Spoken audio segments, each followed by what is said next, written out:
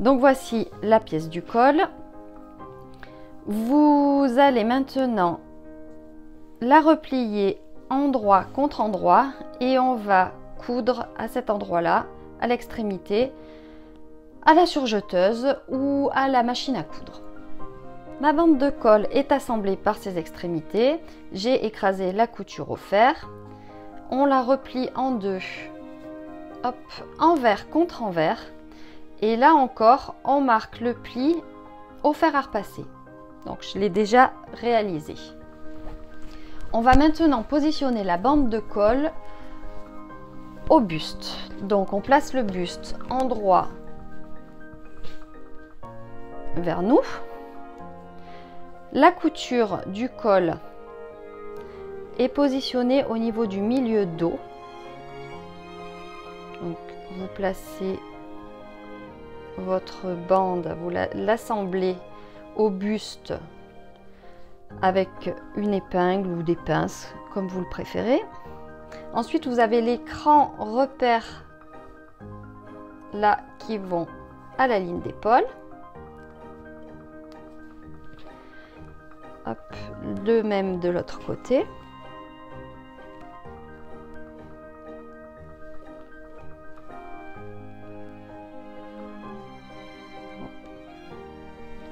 Voilà. Et ensuite, on a le milieu qui va avec le milieu devant.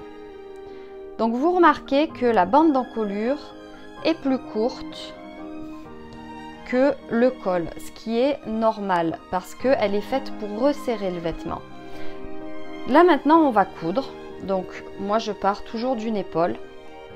Et quand vous allez coudre, vous allez tirer légèrement sur la bande de colle pour lui faire atteindre la longueur donc de l'encolure.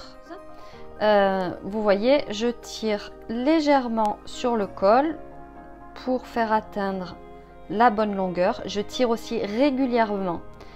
C'est important la régularité.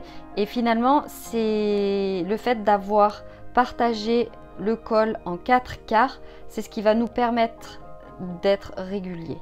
Donc je tire et je couds. Alors j'ai une épingle, je fais très attention, je vais la retirer pour pas abîmer ma surjeteuse.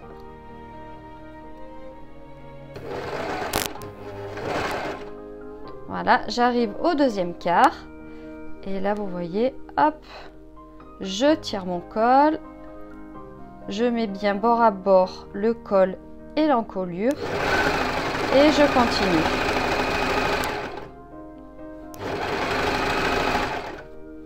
Donc là j'arrive à ma deuxième couture d'épaule, je la rabats bien vers l'arrière.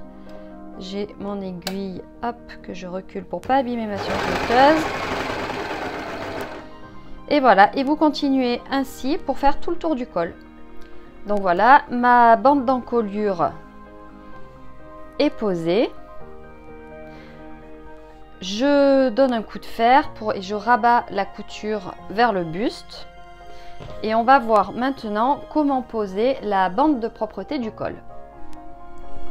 Donc la bande de finition d'encolure permet d'avoir une encolure sans couture, sans surjet apparent. L'idée en fait est de cacher cette couture là qui n'est pas très jolie quand on regarde notre vêtement, même si on ne le voit pas quand on porte le vêtement. L'idée aussi est de ne la poser que sur le dos, parce que quand on va poser une bande de propreté, d'autant plus que là j'ai choisi un tissu chaîne et trame, ça va réduire l'élasticité du col et l'idée c'est de quand même toujours pouvoir passer la tête. Donc là j'ai pris un biais du commerce que j'ai repassé pour enlever les plis. J'ai réduit la largeur. Normalement un biais du commerce fait 4 cm de large, là 2,5 cm vont suffire. Parce que vous allez voir quand on va le poser au-delà de 2,5 cm, on se retrouve avec de la matière en trop. Et donc j'anticipe ça, même si au moment où vous le faites, vous pourrez découper la matière en trop. En ce qui concerne la longueur, c'est la longueur de mon encolure dos à laquelle j'ai rajouté 2 ou 3 cm. Donc j'ai préparé le biais, il est ouvert. Et on a fait un repli à 8 mm à l'une des extrémités. Donc maintenant j'ouvre mon ouvrage. Je repère l'épaule gauche qui est ici. L'épaule gauche quand on porte le vêtement. Et je vais poser le biais sur ma couture en partant de la ligne d'épaule gauche. Alors, on va coudre. Quand on va coudre, la couture sera ressortie comme ça. Donc, il ne faut pas épingler en prenant le dos. Donc, je pars comme ça, je le pose. Hop, je mets mon aiguille. L'aiguille permet juste d'assurer le départ parce qu'après, quand je couds, je dispose le biais, je le place au fur et à mesure de la couture. Donc, on va maintenant coudre à 7 mm, donc au niveau de la couture précédente, au point stretch de la machine à coudre. Donc pour rappel, le point stretch de la machine à coudre, c'est le point numéro 9 chez moi, qui est représenté par un petit éclair. Donc j'ai déjà placé mon ouvrage et je vais commencer à coudre. Donc sans tirer sur le col. J'ai mon aiguille, je l'enlève et je couds comme ça jusqu'à l'autre épaule. Donc j'ai bien avancé ma couture et vous voyez que là j'arrive au niveau de l'autre couture d'épaule.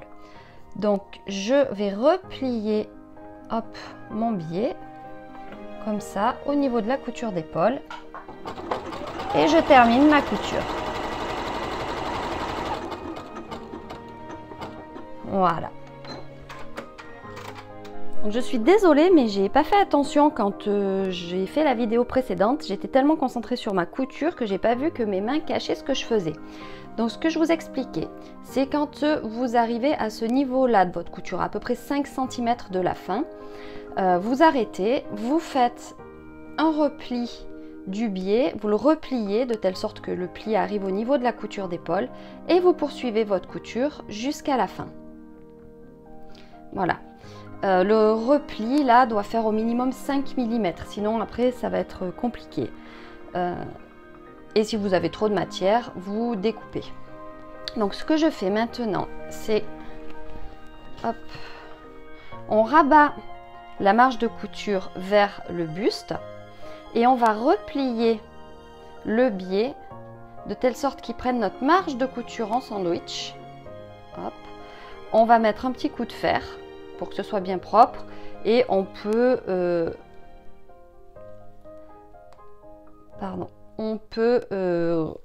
positionner tout ça avec des épingles. Donc je vais faire ça proprement maintenant.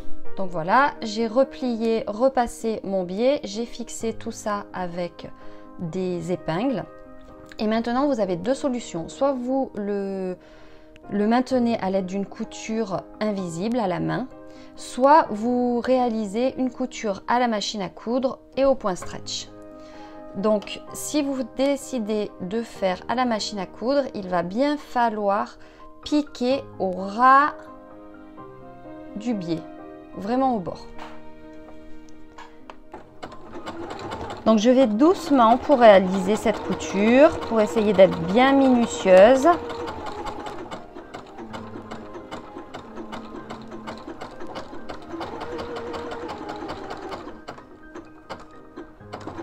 Bien jusqu'au bout. J'essaye de ne pas dépasser la ligne d'épaule pour pas que ça fasse quelque chose de moche sur le devant. Et voilà, c'est fini. Donc voilà sur l'intérieur du vêtement et ce que ça donne sur l'extérieur du vêtement. Donc voilà, maintenant que vous avez posé votre jolie bande de propreté du col, on va passer aux manches.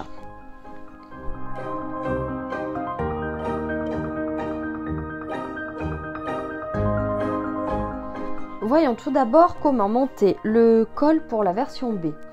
Donc la version B n'a pas de bande d'encolure.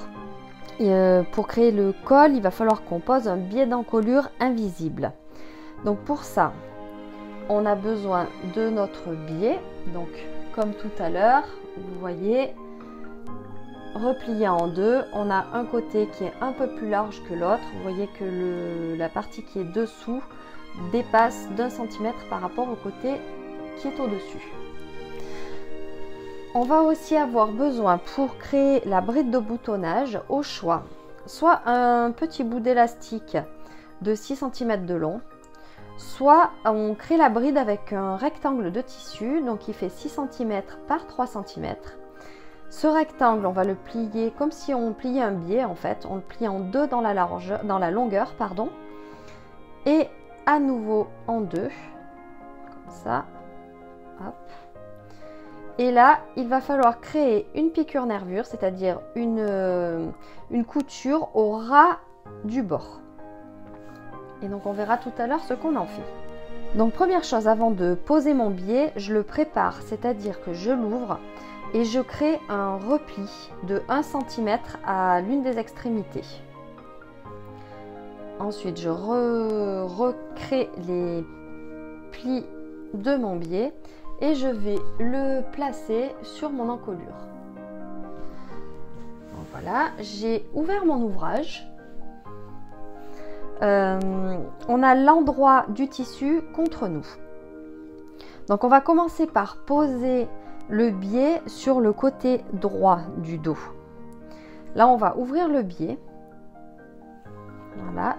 De telle sorte que le côté le plus étroit du biais soit face à nous, et on va poser le biais, endroit du biais contre endroit du tissu, au ras là.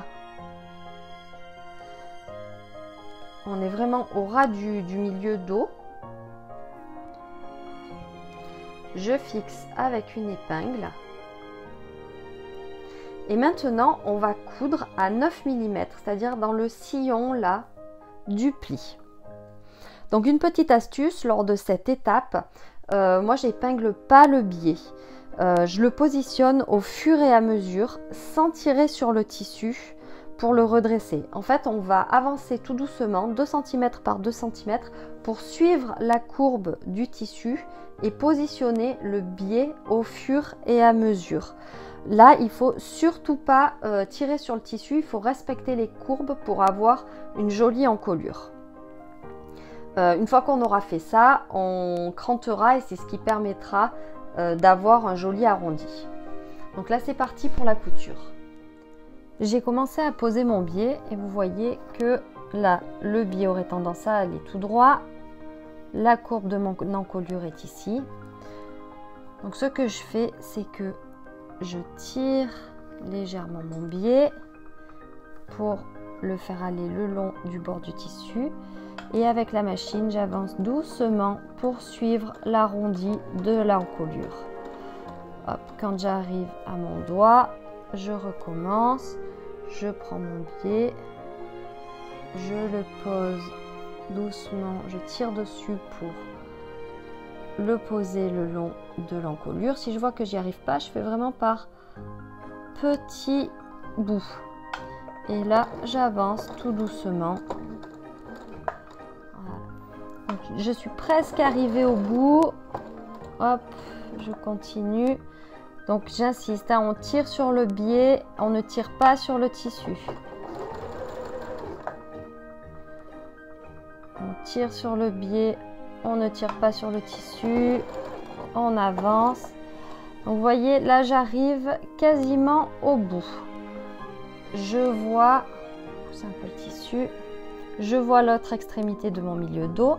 Donc là, je vais prendre mes ciseaux et je vais découper mon biais 1 cm après l'extrémité de mon milieu dos. Hop. Et là, ce que je vais faire, c'est que je vais replier mon biais pour que le pli soit au niveau du milieu dos. Et je continue ma couture. Je la termine et je fixe par un point d'arrêt.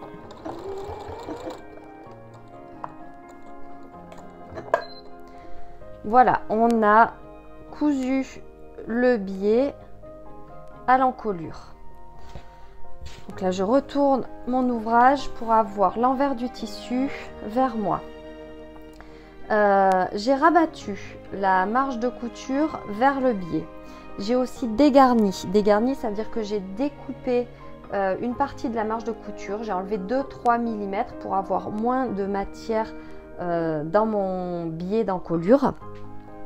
J'ai aussi cranté, c'est-à-dire que j'ai donné des petits coups de ciseaux comme ça dans la marge de couture de manière à pouvoir faire en sorte que la marge de couture puisse s'écarter quand on va replier. Et donc là maintenant, ce qu'on va faire, c'est qu'on va plier le biais en deux en enveloppant la marge de couture et on va replier à nouveau vers l'envers du tissu. Voilà, je le fais tout le long. Là, vous remarquerez que au niveau de la couture d'épaule, j'ai rabattu la marge de couture vers l'arrière. Je trouve que c'est plus joli. Donc là, on met des épingles pour fixer. On rabat la marge de couture vers l'arrière. Voilà. On met des épingles pour fixer, mais il faudra aussi mettre un petit coup de fer à repasser pour bien aplatir tout ça.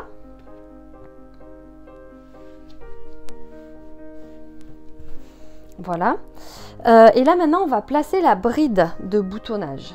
Donc, soit vous avez préparé... Oups, elle s'en bat. Soit vous avez préparé la petite bride et que vous avez repliée de cette manière, vous voyez. Soit vous utilisez un bout d'élastique. Donc moi, je préfère utiliser un petit bout d'élastique. À vous de voir. Hop là. On va placer la bride du côté gauche, au niveau du biais. Donc là, je suis comme ça, le côté gauche est ici. On va la fixer à l'intérieur. Alors, vous pouvez essayer de le faire à la machine à coudre. Moi, je trouve que ça va aussi vite de mettre quelques points à la main.